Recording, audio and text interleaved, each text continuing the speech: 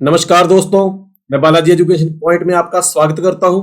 दोस्तों, हमने एक सीरीज स्टार्ट की हुई थी जिसमें मैंने आपको इडियम एंड फ्रेजेस करवाए थे।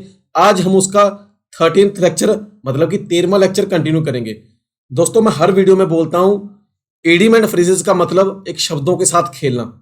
मतलब जो इडियम के जो वर्ड होते हैं उनका मतलब कुछ और होता है, जब कंबाइन होकर हमारे सामने आ जाते हैं तो उसका अर्थ कुछ और निकल जाता है। मैं एग्जाम्पल पहले बहुत दे चुका हूं।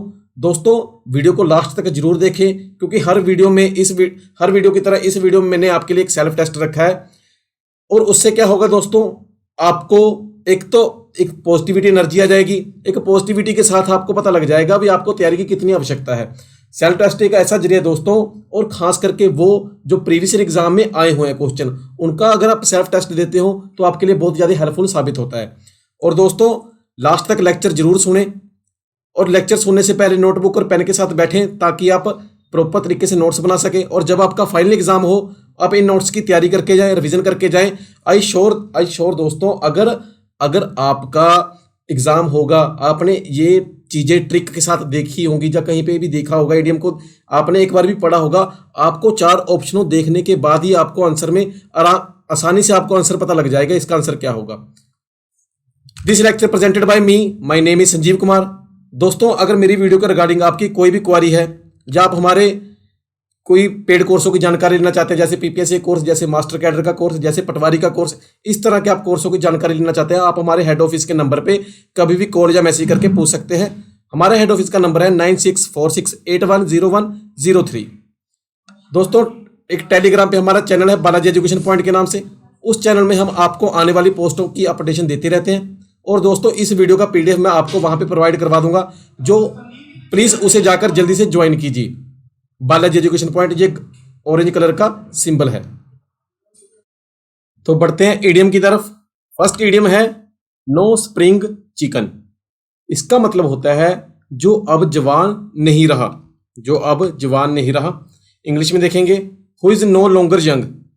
सेंटेंस देखिए, Although Sachin Tendulkar is no spring chicken, he run fast between the wickets. Although Sachin Tendulkar is no spring chicken, he run fast between the wicket. जैसे आप इमेज में देख सकते हैं, मतलब देखने से पता लग रहा है कि घोड़ा बूढ़ा हो चुका है, मतलब ओल्ड एज का बूढ़ा हो चुका है। दोस्तों, अगर इसमें मैं ट्रिक लगाने की कोशिश करूँ तो ट्रिक क्या होगी? स्प्रिंग चिकन मतलब एक चिकन है, उसमें स्प्रिंग है, मतलब उसमें अब स्प्रिंग नहीं रहा। स्प्रिंग है इसलिए वह फ्लेक्सिबल था, वो इधर उधर मूव कर रहा था। अगर बोल दिया नो स्प्रिंग चिकन, अगर इसमें स्प्रिंग ना रहा तो मतलब क्या होगा? मतलब वो जवानी से ढलकर वह बुढ़ापे में आ चुका है, मतलब उसका शरीर अब हिलेगा नहीं। ना हिलना शरीर बुढ़ापे की निशानी होती है। तो नो स्प्रिंग चिकन को हम रिलेट कर सकते हैं जो अब जवान नहीं रहा। नेक्स्ट है drop a line. Drop a line, इसका मतलब होता है मतलब कुछ ब्रीफ में पत्र देना, कुछ ब्रीफ में लिखना, किसी को कुछ ब्रीफ में संक्षिप्त में लिखना। मीनिंग इंग्लिश में देखिए, send a brief letter. Example देखिए, if you have got a few minute to spare you could always drop her a line. If you have got a few minute to spare you could always drop her a line. जैसे आप image में देख सकते हैं, मतलब कुछ बारीकी से लिख रहा है, मतलब कुछ ब्रीफ में लिख रहा है। हम मान सकते हैं वह एक ब्रीफ में कुछ लेटर लिख रहा है, ध्यान से लेटर लिख रहा है। अगर इसमें ट्रिक लगाने की कोशिश करूं तो क्या होगा? ड्रॉप अ लाइन, मान के चलो हम एक पहले टाइम पे हम फिलअप या रिक्स्थान किया करते थे, जिसमें हम कुछ लिखने के बाद ऐसी एक लाइन डाल दिया करते थे। ठीक है, मतलब अब मैं यहाँ पे ट्रिक लगाने की कोशिश कर रहा हूँ। ड्रॉप अ लाइन, मैंने यहाँ पे लाइन छोड़ दी, आपने यहाँ पे ब्रीफ में कुछ अच्छा मतलब लिखना है। आपने यहाँ पे ब्रीफ में कुछ अच्छा मतलब लिखना है, मतलब आपने यहाँ पे कुछ ब्रीफ के लिए कुछ यहाँ पे आपने लिखना है। फिलअप जो जब हम किया करते थे दोस्तों, फिलअप मतलब एक हम डैश छोड़ दिया करते थे वहां पे कुछ इंपॉर्टेंट लिखने के लिए, वहीं से आप रिलेट कर सकते हैं ड्रॉप अ लाइन मतलब कुछ ब्रीफ में लिखने के लिए। नेक्स्ट है cry over split milk. Cry over split milk हम बेसिक सिंपल सी भाषा में कहेंगे, अब पछताए होत क्या जब चिड़िया चुग गई खेत। मतलब अब पछताने का क्या फायदा जब चिड़िया खेत चुग चुकी है। हिंदी में देखिए क्या क्या होगा, किसी को उन चीजों पर चिंता नहीं करनी चाहिए जो पहले से हो चुका है, जिन्हें आप बदल नहीं सकते, जिन्हें हम बदल नहीं सकते, जो चीज़ें पहले से हो चुकी हैं उनको सोचकर अपना टाइम वेस्ट करना, चिंता करनी सबसे बड़ी बेवकूफ़ी है। इंग्लिश में क्या होगा? One shouldn't worry over thing that have already happen and that can not be change. One shouldn't worry over thing that have already happen and that can not be change. भी जो हुआ है हम उसे change नहीं कर सकते, उनको लेकर पछतावा करना पागल बेवकूफ़ी वाली बात है। एग्जाम्पल देखिए, yes we made a mistake but there is no point in crying over the split. हाँ, हमसे गलती हुई है पर इसका मतलब ये नहीं है हम वही गलती को लेकर बैठे रहेंगे। जैसे आप इमेज में देख सकते हैं, कोई बूढ़ा पर्सन है, मतलब वो उदास बैठा हुआ है। दोस्तों मैं बेसिक ये आपसे ये भी पूछना चाहता हूँ, जैसे कोई बंदा उदास बैठा होता है तो उसे हमें समझाना चाहिए भी अब तो जो हो गया सो हो गया, एक लाइफ की न्यू शुरुआत करनी चाहिए। तो ये बूढ़ा बंदा बैठा है, मतलब वह पछता रहा है, जो बुरा उसके साथ हुआ है उसको लेकर वह पछता रहा है। क्राई ओवर स्प्लिट मिल्क, मतलब अब पछताए होते क्या जब चिड़िया चुग गई खेत। नेक्स्ट है born with a silver spoon in mouth. Born with a silver spoon in mouth, दोस्तों मतलब मुंह में चांदी का चम्मच लेकर पैदा होना। ये दोस्तों मतलब एक फ्रेज, तो मतलब सेंटेंस अलग चल रहा है। अगर इसमें मैं बात करने की कोशिश करूं, मैंने क्या था, शब्दों के साथ खेलना। अब इसका मतलब क्या होगा? Born with the silver spoon in mouth, मतलब उस घर में फैमिली, उस फैमिली में जन्म लेना जहां की फैमिली रॉयल या अमीर है। देखिए क्या लिखा हुआ है, उन माता पिता के लिए पैदा होना जो अमीर है और एक अच्छा सामाजिक रैंक, मतलब एक अच्छा सामाजिक दर्जा रखते हैं। इंग्लिश में क्या होगा? To be born to parents who are rich and have a good social rank. To be born to parents who are rich and have a good social rank. Example देखिए, he doesn't need this job as much as I do, he is born with a silver spoon in his mouth. He doesn't need this job as much as I do, born he is born with a silver spoon in his mouth, मतलब उसे job की कोई आवश्यकता नहीं है, मतलब वह अमीर घर में पैदा हुआ है। एग्जाम्पल के तौर पे आप देख सकते हैं, जैसे इमेज में ये पिक है तैमूर खान की, करीना और सैफ अली खान के लड़के की। इसका मतलब ये इनकी जो फैमिली थी सैफ अली खान की, वो रॉयल फैमिली से बिलोंग करती थी, नवाब की फैमिली से बिलोंग करती थी। मतलब इसने इस घर में जन्म लिया तो क्या, born with a silver spoon in mouth, मतलब एक अमीर घर में पैदा हुआ है। नेक्स्ट है every dog has his day. Every dog has his day, simple सी भाषा में कहेंगे हर कुत्ते का दिन आता है। हिंदी में क्या लिखा है पहले पढ़ लीजिए, जल्द या बाद में, पहले या बाद में, हर किसी के पास सौभाग्य का हिस्सा होता है। मतलब जल्दी, जो पहले, कभी किसी का पहले टाइम आता है, किसी का बाद में टाइम आता है, पर टाइम सबका आता है। इंग्लिश में देखिए क्या होगा, सूनर और later everyone has his share of good fortune. Sooner और later everyone has his share of good fortune. Example देखिए, you may become successful in your business someday, every dog has his day. You may become successful in your business someday, every dog has his day. जैसे आप image में देख सकते हैं, मतलब किस्मत एक बार जरूर मौका देती है, हर किसी को मौका देती है। मौके पर चौका मारना ये हम पे होता है। अगर हम सोए रहे, कोई मेहनत ना करें तो मौका भी आकर चला जाता है, तो कुछ नहीं हो सकता। मौके पर चौका मारना सही मायने में उसके लिए होता है, every dog has his day. दोस्तों मैं एक बात बताना चाहता हूँ, एक मोटिवेशनल थिंग है, हर बंदा अपनी अपनी लाइफ में एक हीरो होता है। हर बंदा अपने जीवन में एक हीरो होता है, पर फर्क क्या होता है, किसी की फिल्म रिलीज हो जाती है और किसी की रिलीज नहीं हो पाती। जिसकी फिल्म रिलीज हो जाती है वह भाग्यशाली, मतलब सौभाग्य, मतलब कम एक फॉर्चून पर्सन हो जाता है। आई होप दोस्तों आपको बात अच्छी लगी होगी। Every dog has his day, मतलब हर किसी का दिन आना। नेक्स्ट है a cold fish. Cold fish का मतलब होता है भावनाओं से रहित, मतलब कोई भी भावना ना होनी, बिल्कुल ही मर्सी पिटी ना होना। इंग्लिश में देखिए क्या होगा, a person devoid of emotions. Devoid का मतलब होता है रहित, एक पर्सन जिसमें इमोशंस नहीं है। एग्जाम्पल देखिए, Ram isn't very demonstrative but his mother was a cold fish so he probably get the from her. Ram isn't very demonstrative but his mother was a cold fish so he is probably get it from her. जैसे आप image में देख सकते हैं, मतलब ये एक lady है, पैसे, ये पैसों का सिंबल है, पैसे के लिए इसने इस गरीब को नीचे दबा के रखा, मतलब इस पे जुल्म कर रही है। अ कोल्ड फिश मतलब भावनाओं से रहित, मतलब एक फिश है वो चल रही है, फिश का अपना टेम्परेचर होता है, मतलब हम इसे रिलेट कर सकते हैं। फिश कोल्ड हो चुकी है, फिश ठंडी पड़ चुकी है, मतलब हम रिलेट कर सकते हैं फिश में कुछ तो मिसिंग है, भावनाओं से वह रहित है। अ कोल्ड फिश मतलब भावनाओं से कोई रहित व्यक्ति। नेक्स्ट है eye of the storm. Eye of the storm इसका मतलब होता है एक समस्या का केंद्र। आई ऑफ द स्टॉर्म एक गंभीर समस्या का केंद्र। The centre of a problem, the centre of a problem. Example देखिए, the politician was in the eye of the storm because of the accounting scandal. Scandal होता है कोई घपला, scam. The politician was in eye of the storm because of the accounting scandal. जैसे आप image में देख सकते हैं, मतलब I need a job, image मतलब दर्शा रही है ये अनएम्प्लॉयड पर्सन है। ये एक समस्या का केंद्र है, यह बहुत बड़ी समस्या है दोस्तों हमारे इंडिया में, अनएम्प्लॉयमेंट, जो दूर होनी चाहिए, इस पे डिबेट होनी चाहिए। जबकि डिबेट क्या होती है, फालतू जगह फालतू चीज़ों पर, कुछ धर्म को लेकर, कभी किसी को लेकर, जो असली चीज़ें वहाँ पे डिबेट नहीं होती। आई ऑफ द स्टॉर्म मतलब एक समस्या का केंद्र। नेक्स्ट है डॉग्स लाइफ। डॉग्स लाइफ इसका मतलब होता है एक दुखी या दुखी अस्तित्व, बुरी लाइफ हम नेगेटिव से रिलेट कर सकते हैं, एक दुखी या बुरा अस्तित्व। इंग्लिश में देखिए क्या होगा, a miserable unhappy existence.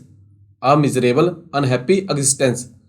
Example देखिए, I have to work every day from dawn to sunset and come back home to take care of children, it is really a dog life.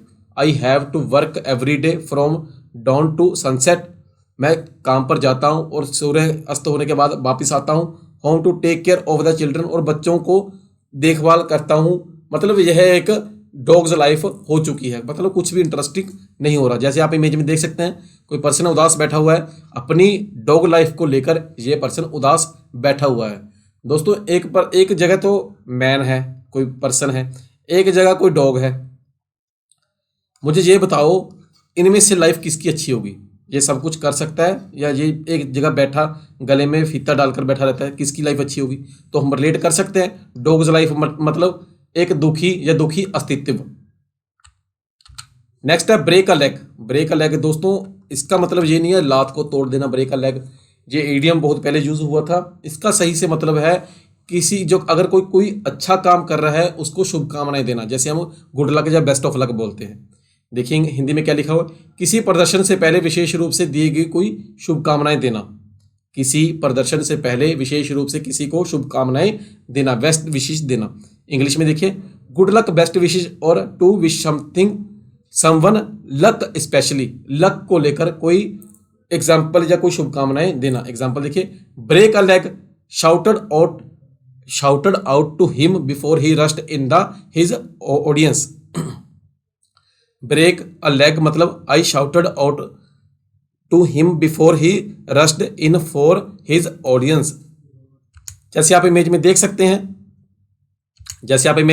हैं, मतलब कोई person है, ये thumb मतलब ये symbol ही है, good luck का सिंबल है, जो किसी को गुड लक का सिंबल दे रहा है, कोई बेस्ट विशेष दे रहा है।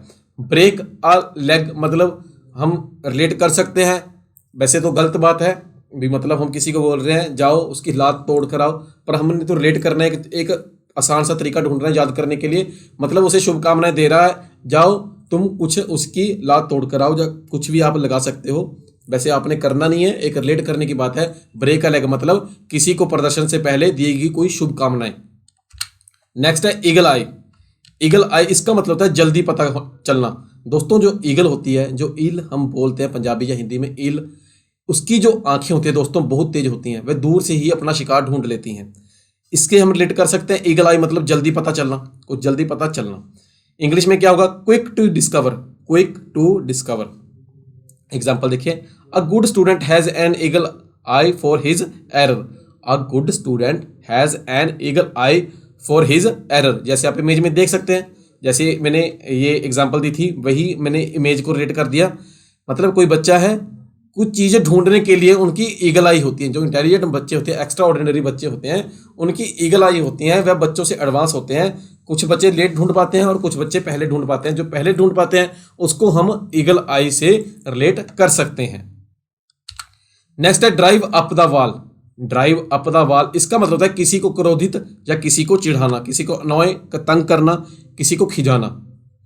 इंग्लिश में क्या होगा? To make someone angry and irritated. To make someone angry और इरिटेटेड।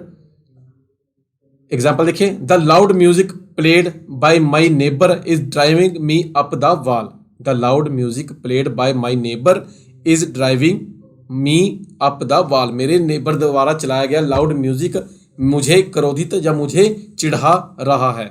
जैसे आप इमेज में देख सकते हैं दोस्तों, भाई बहन का जो रिश्ता होता है दोस्तों, एक दूसरे को तंग करने का ही होता है। बहुत अच्छा समय होता है, मतलब एक दूसरे को तंग करते ही रहते हैं। ड्राइव अप द वॉल, हम अगर यहाँ पे मैं देखो, अगर मैं किसी को कहूँ दीवार पर चढ़ने के लिए, दीवार पर चढ़ने के लिए यहाँ पे कहूँ, उसे दीवार पर चढ़ा जाएगा? नहीं चढ़ा जाएगा। तो उसे मैं बार बार कह रहा हूँ दीवार पर चढ़ने के लिए, या तो उसको क्रोध आएगा या वह चिढ़कर चला जाएगा। ड्राइव अप द वॉल मतलब किसी को क्रोधित या किसी को चिढ़ाना। नेक्स्ट है burn the candle at the both hand. Burn the candle at the both hand, दोस्तों इसके दो मतलब बनते हैं। जब ये एग्जाम में आया था तो ऑप्शन में दोनों दे रखी थी। मतलब एक रिट पड़ी थी, किसी पेपर में ये आया था, रिट भी पड़ी थी उसमें। मतलब उसमें बता रखा था burn the candle at the both hand, मतलब एक कैंडल है, मान लीजिए यहाँ पे एक कैंडल है, इसके दो मतलब निकलते थे। दोनों मतलब ऑप्शन में दे रखे थे, पर मजबूरन की लोगों ने, बहुत से लोगों ने उनका मतलब छोड़ दिया, मतलब उसको टिक नहीं किया। वो बर्न द कैंडल, यहाँ पे भी कैंडल है, मतलब burn the candle both side, यहाँ पे भी जल रही है, यहाँ पे जल रही है। अगर मैं देखने की कोशिश करूँ तो क्या होगा? मतलब देर रात तक पढ़ना, देर रात तक पढ़ना, एक तो मतलब ये था इसका। और दूसरा मतलब था, मतलब बर्न द कैंडल मतलब दोनों हाथ से लुटाना, दोनों हाथ से खर्च करना। इधर तो हम खर्च कर ही रहे हैं और इधर से भी खर्च करना, इसके मतलब दोनों निकलते थे, दोनों आंसर में पड़े थे। पर अब जब लास्ट टाइम मैंने मॉक टेस्ट दिया था, उसमें एक ही मतलब दे रखा था, जिससे हम अपनी एनर्जी वेस्ट कर रहे हैं, मतलब अपना खर्चा कर रहे हैं। देखिए क्या होगा, हिंदी में क्या लिखा होगा? किसी की ऊर्जा और या संसाधनों को समाप्त करना, मतलब किसी की ऊर्जा या संसाधनों को समाप्त करना। एग्जॉस्ट समवन एनर्जी और resource bye leading a hectic life. जैसे मैं इमेज में आपको समझाऊंगा अच्छे से, पहले एग्जांपल देखिए। She has been burning the candle at the both hand by doing a full time job और preparing for her international English language test exam. मतलब यहाँ पे तो आ गया वह मेहनत कर रही है, मतलब वह दोनों तरफ से मेहनत, बहुत देर रात तक मेहनत करती है। जॉब के साथ साथ वह international English training, English language की टेस्ट की एग्जाम की तैयारी भी कर रही है। और यहाँ पे जो इमेज दे रखी है, मतलब कोई पर्सन है, पैसे पड़े हैं, एक के बाद एक पैसे वो खर्चता जा रहा है, मतलब दोनों हाथों से लुटा रहा है। इसके दो मतलब हैं दोस्तों, दोनों ही कर लेना, आपका लक है एग्जाम में क्या आएगा। पर बहुत मोस्ट इंपॉर्टेंट है, इसमें स्टार भी लगा लेना, बहुत मोस्ट इंपॉर्टेंट है। नेक्स्ट ब्लू आई बॉय। ब्लू आई बॉय, पहले देखिए इसका मतलब समझिए। ऐसा व्यक्ति जिसे प्राधिकरण में किसी व्यक्ति द्वारा पसंद या प्रशंसा की जाती हो। ऐसा व्यक्ति जिसमें कोई क्वालिटी हो, उसके लिए उसको पसंद या उसकी प्रशंसा की जाए। इंग्लिश में क्या होगा? A man who is liked and admired by somebody in authority. A man who is liked and admired by somebody in authority. Example देखिए। She gets the charge of all the assignment except the finance which is kept for the blue eyed boy. She get the charge of all assignment except the finance which is kept for the blue eye boy। जैसे आप image में देख सकते हैं, ये बच्चे की आंख नीली है। अगर दोस्तों मैं स्पेशल थिंग में रिलेट करूं तो क्या होगा? अगर किसी बच्चे की आंख या किसी ह्यूमन, मतलब किसी पर्सन की, बच्चे की नहीं, किसी भी पर्सन की आंखें अगर नीली हैं तो लोग उनको ध्यान से देखते हैं और तारीफ भी करते हैं, कुछ ना कुछ इसमें खास बात है। ये नीली आंखों की वजह से उनकी तारीफ करना तो हम रिलेट कर सकते हैं। अब ब्लू आई मतलब किसी में कुछ क्वालिटी या कुछ खासियत होना जिससे लोग उसकी प्रशंसा या उसे पसंद कर रहे हैं। नेक्स्ट है no love lost. No love lost दोस्तों इसका मतलब बिल्कुल ही ऑपोजिट है।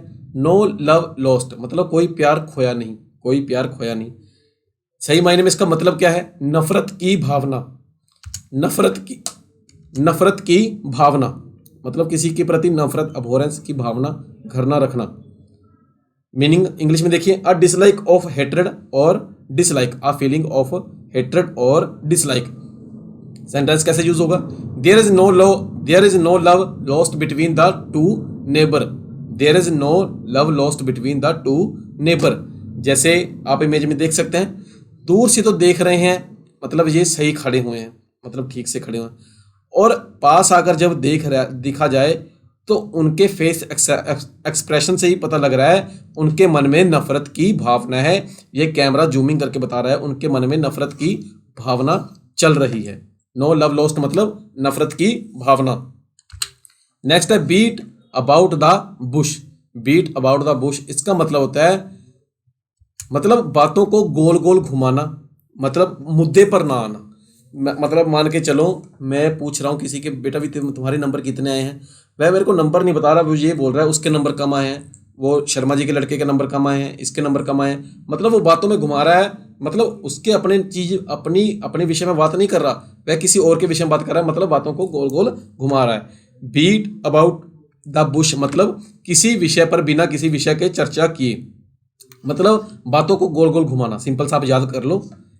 मीनिंग देखिए, a discuss a matter without coming the point, a discuss a matter without coming to the point. Example देखिए, don't beat around the bush, don't beat around the bush, बातों को गोल गोल मत घुमाओ। जस्ट टेल मी, मुझे सिर्फ ये बताओ, where my brother is, मेरा ब्रदर कहाँ पे है। बातों को गोल गोल ना घुमाओ, बस मुझे ये बताओ मेरा ब्रदर कहाँ पे है। जैसे आप इमेज में देख सकते हैं, कोई पर्सन है, इसके पास लेटर है, लेटर के बिहाफ पे वो बोल रहा है ये काम सही से बताओ होगा या नहीं होगा, मतलब जो सामने वाले पर्सन है वो उसे बातों में घुमाने की कोशिश कर रहे हैं, पर ये पूछ रहा है बार बार be beat about the bush come to the main point, आप मेन पॉइंट पे आइए और मेरी बातों का जवाब दीजिए। नेक्स्ट है empty vessel make the most noise, empty vessel make the make the most noise. हम सिंपल से बोल सकते हैं, मतलब जिन बर्तनों की आवाज़ ऊंची होती है वो मतलब अक्सर खाली बर्तनों की आवाज़ ही ऊंची होती है, मतलब जिनमें कोई क्वालिटी नहीं होती, जिनमें कोई खूबी नहीं होती, मतलब वह गरजते रहते हैं। हम ये भी बोल सकते हैं जो गरजते हैं वह बरसते नहीं हैं, इसका मतलब सेम है, तीनों मतलब सेम इसमें लग सकते हैं। Empty vessel make the most noise, जो लोग जानते हैं या बहुत कम ज्ञान रखते हैं वे अक्सर जोर से चिल्लाते हैं, मतलब जो लोग कम ज्ञान रखते हैं वह लोग अक्सर जोर से चिल्लाते हैं। इंग्लिश में क्या होगा? दोज हु नोज और have little knowledge often shout the loudest, those who knows और have little knowledge often shout the loudest. Example देखिए, Ram tells as if he an expert in everything but empty vessel make the most noise. Ram tells as if he is an expert everything, Ram ऐसे बता रहा था पर जैसे वह हर काम में माहिर हो, but empty vessel make the most noise. जैसे आप इमेज में देख सकते हैं, मतलब जो बंदा चुपचाप खड़ा है हम मान सकते हैं वह नॉलेजफुल पर्सन है, और जिसके पास कुछ नहीं है मतलब वह ऊंचा, मतलब ऊंचे से ढोल पीट रहा है। मतलब क्या होगा? Empty vessel make the most noise, मतलब जो लोग बहुत कम ज्ञान रखते हैं वह ज़्यादा बोलते हैं, ज़्यादा बरसते हैं, ज़्यादा चिल्लाते हैं। नेक्स्ट है not give a dam, not give a dam मतलब बिल्कुल परवाह ना करनी। नॉट गिव अ डैम मतलब बिल्कुल ही परवाह ना करनी। No care at all, no care at all. Sentence देखिए क्या होगा? Most industrial house don't give a damn about the environment, most industrial houses don't give a damn about the environment. जैसे आप इमेज में देख सकते हैं, लॉकडाउन में जब लोग घर जाना चाहते थे सरकारों ने काफ़ी हद तक हेल्प नहीं की, मतलब एक हेल्प तो की पर इतनी हेल्प नहीं की जितनी इनको चाहिए थी। लॉकडाउन में सबका बुरा हाल हुआ था, मतलब हम बोल सकते हैं सरकार ने मतलब एक टाइम पे इन मजदूरों की बिल्कुल भी परवाह नहीं की थी। नॉट गिव अ डैम मतलब बिल्कुल परवाह ना करना। नेक्स्ट है एल्बो ग्रीस। एल्बो ग्रीस का मतलब होता है दोस्तों, एल्बो का मतलब कूहनियाँ, इसका मतलब समझे फिर मैं आपको बताता हूँ। एल्बो का मतलब होता है कठिन शारीरिक श्रम, मतलब फिजिकली स्ट्रांग होना, फिजिकली कुछ प्रैक्टिस करना। एल्बो ग्रीस का मतलब कोई फिजिकली प्रैक्टिस करना। इंग्लिश में देखिए क्या होगा? Hard physical work specially vigorous, polishing और cleaning, energetic labour, energetic labour. मतलब कुछ भी काम हम ऐसा करना जिससे हमारा फिजिकली स्ट्रॉन्ग हो रहा हो। एग्जाम्पल देखिए क्या होगा, it requires to put a lot of elbow grease to make to shift from one place to another. It require to put a lot of elbow grease to shift from one place to another. जैसे आप image में देख सकते हैं, मतलब ये person है। मतलब मैं सिंपल सी बात ये बोलना चाहता हूँ, अगर आपने मिलिट्री में जाना है, अगर आपने फौज में जाना है, तो आपको अपना फिजिकल स्ट्रक्चर ठीक करना होगा। मतलब आपको एल्बो ग्रीस करवानी ही पड़ेगी अपने हार्ड फिजिकल के लिए। अगर आपने मिलिट्री में जाना, मिलिट्री में वही जन जाते हैं जिनका फिजिकल स्ट्रॉन्ग होता है। एल्बो ग्रीस का मतलब कोई कठिन शारीरिक श्रम। नेक्स्ट है get away scot free. Get away scot free, इसका मतलब होता है बिना सजा पाए बच निकलना। बिना सजा पाए बच निकलना। कई बार क्या होता है दोस्तों, कसूर किसी और का होता है और सजा किसी और को मिल जाती है, और जो दूसरा पर्सन होता है वह बिना सजा पाए निकल जाता है। इसका मतलब get away scot free. English में क्या होगा, to avoid the punishment that you deserve. You avoid the punishment that you deserve. आपने वह जो पनिशमेंट आपके लिए डिजर्विंग थी, आप डिजर्व करते थे, वह चीज़ आपको ना मिलनी। एग्जाम्पल देखिए, if you don't take out a complaint against me, I will get off scot free. If you don't take out a complaint against him, he will get off scot free. जैसे आप image में देख सकते हैं, मतलब इस person के पैसे खो गए और बच्चे ने उठाए पैसे। बच्चा पैसे दे रहा है, पकड़ा गया तो पैसे दे रहा है, और बदले में क्या दिया, बिना सजा के उसे छोड़ दिया गया। बिना सजा के छोड़ दिया गया। गेट अवे स्कॉट फ्री मतलब बिना सजा के बच के चले जाना। नेक्स्ट है बरी द हैटचेट। हैटचेट का मतलब होता है दोस्तों कुल्हाड़ी। कुल्हाड़ी, बरी द हैचेट मतलब कुल्हाड़ी। इसका मतलब होता है, अगर कुल्हाड़ी दोस्तों वैसे काटने के लिए काम आती है, कोई पेड़ काटने के लिए, मतलब कुल्हाड़ी को हम हथियार के तौर पे यूज़ कर सकते हैं। अगर मैं हथियार दबा दूं तो क्या होगा, मैं दुश्मनी खत्म करना चाहता हूं, इसका मतलब। तो हिंदी में मतलब देखिए क्या होगा, फिर से दोस्त बनने के लिए मतभेदों को सुलझाना। फिर से दोस्त बनने के लिए मतभेदों को सुलझाना। इंग्लिश में क्या होगा, make peace and a quarrel, settle one's difference to become friend again. मतलब अपने मतभेदों को भुलाकर एक अच्छी दोस्ती, एक नई शुरुआत करना। एग्जाम्पल देखिए, the two neighbour country India and Pakistan have often been advised by the world bodies to bury the hatchet for their own progress. The two neighboring country India and Pakistan have often been advised by the world bodies to bury the hatchet for their own progress। जैसे आप image में देख सकते हैं, मतलब पहले ये लड़े हुए थे, कुछ कारणों की वजह से अब ये बोलने लगे हैं। मतलब कोई एग्रीमेंट हुआ था इनके बीच, वो एग्रीमेंट फाड़ दिया।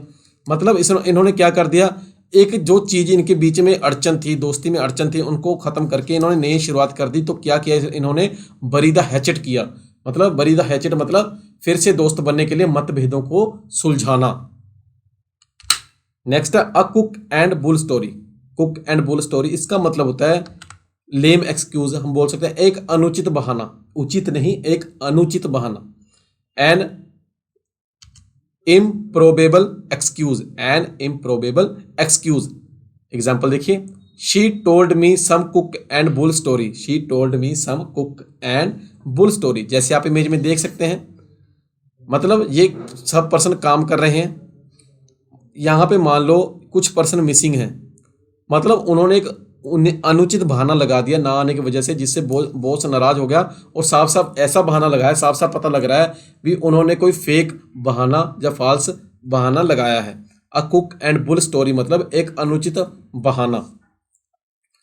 मतलब अगर हम रिलेट करने की कोशिश करो तो क्या होगा, कुक एंड बुल, सांड एंड हैन मुर्गा, कुक मतलब मैं एक सांड और मुर्गियों की कहानी सुना रहा, मतलब कोई अनुचित बात कर रहा हूं।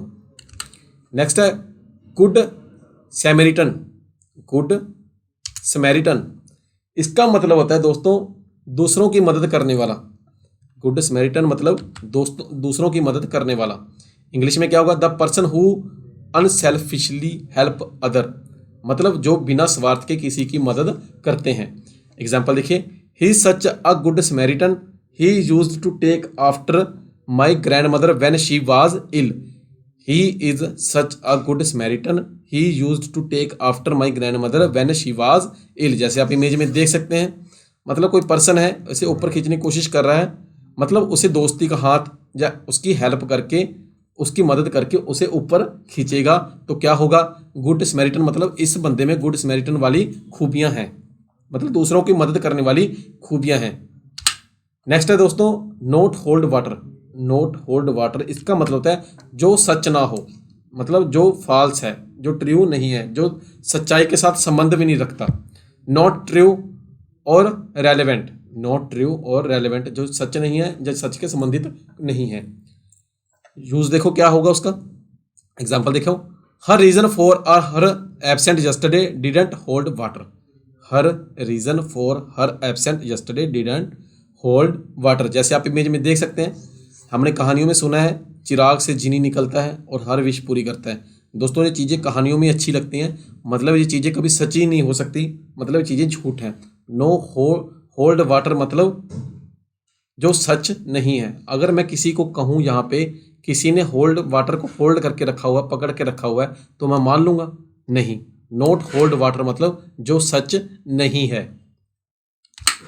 आगे दोस्तों कुछ फ्रेजल वर्ब जो मैंने कहा था, मैं आपको फ्रेजल वर्ब दूंगा जिससे दोस्तों आपका पैसेज, कुछ स्पोर्टिंग एरर और पैराग्राफ के जो क्वेश्चन आते हैं, जो पैराग्राफ के रिलेटेड, जो पैराजम्बल के रिलेटेड जो चीज़ें आती हैं, इससे ये आपके लिए बहुत ज़्यादा हेल्पफुल साबित होगी। मैंने बताया था दोस्तों फ्रेजल वर्ब का मतलब फ्रंट में वर्ड तो सेम होगा, पर उसके साथ प्रेपोजिशन लगने के साथ उसका मतलब ही बिल्कुल चेंज हो जाएगा। गेट थ्रू मतलब, इसका मतलब देखिए क्या होगा, किसी परीक्षा में पास हो जाना। गेट थ्रू का मतलब होता है किसी परीक्षा में पास हो जाना। I couldn't get through the exam, I couldn't get through the exam. Get over, gate over का मतलब क्या होता है, किसी परेशानी से बाहर आना। गेट थ्रू तो मतलब किसी परीक्षा से पास होना, गेट ओवर का मतलब किसी परेशानी से बाहर आना। Ram could somehow get over his problem, Ram could somehow get over his problem. Get out of, get out of इसका मतलब होता है बाहर निकालना। गेट आउट ऑफ मतलब बाहर निकालना। I want you to get out of my house. दोस्तों गेट ओवर का मतलब होता है किसी परेशानी से बाहर निकलना, और गेट आउट ऑफ मतलब घर से बाहर निकालना, कहीं चीज से, कहीं से भी बाहर निकालना। I want you to get out of my home. Get in या गेट ऑन का मतलब किसी वाहन में चढ़ना, किसी वाहन, किसी व्हीकल में चढ़ना। गेट इन और गेट ऑन का मतलब किसी व्हीकल में चढ़ना। आई got on the bus, I got on the bus. Next है get along with. Get along with इसका मतलब है किसी के साथ अच्छे संबंध बनाना। गेट अलोंग विद मतलब किसी के साथ अच्छे संबंध बनाना। Get along with my all colleague, get along with my all colleague. Get up मतलब उठना, जगना या खड़े होना। उठना, जगना या खड़े होना। जब हम सुबह उठने की बात करते हैं तो हम अपने गेट अप की बात करते हैं, get up. She get up at 6 o'clock, she get up at 6 o'clock।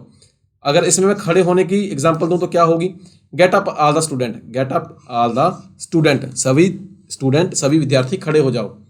अगला देखिए, गेट अवे विद मतलब बच निकलना, गेट अवे विद बच निकलना। Ram got away with the punishment, Ram got away with the punishment. Last में मैंने कहा था दोस्तों आपके लिए सेल्फ टेस्ट लेकर रखूंगा। बताइए दोस्तों, ये सेल्फ टेस्ट पिछले वीडियो के बिहाफ पे है, बताइए इसका आंसर क्या होगा। जल्दी से मैं आपको 10 सेकंड का टाइम दूंगा, उसमें मैं आपको हिंदी बताने की कोशिश करूंगा। जो बच्चों ने पढ़ रखा है तो वो कोशिश करेंगे मेरे हिंदी बताने से पहले कमेंट करके ये बताएं कि इसका आंसर क्या होगा। मेक हेडवे, मेक हेडवे इसका मतलब बताओ क्या होगा। टू डू प्रोग्रेस, कुछ प्रोग्रेस में करना। टू इग्नोर, कुछ इग्नोर करना। टू सपोर्ट, कुछ सपोर्ट करना। ड्रीम लैंड मतलब सपनों का घर। बताओ इसका आंसर क्या होगा।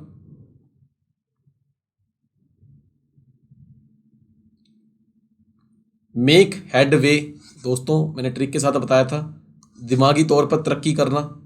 मतलब अगर आपने ए आंसर लगाया है आपका आंसर बिल्कुल सही है।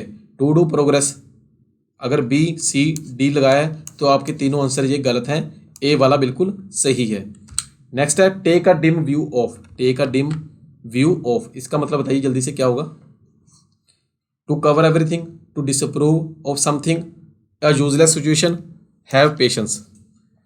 मैं आपको सबकी हिंदी बता देता हूँ। टू कवर एवरीथिंग, सब कुछ ढकना। टू डिसअप्रूव ऑफ समथिंग, मतलब कुछ रिजेक्ट कर देना। अ यूजलेस सिचुएशन, मतलब कोई यूजलेस सिचुएशन का होना। है पेशेंस, मतलब पेशेंस, धैर्य रखना, धैर्य रखना। बताइए इसका आंसर क्या होगा। मैंने ट्रिक के साथ बताया था।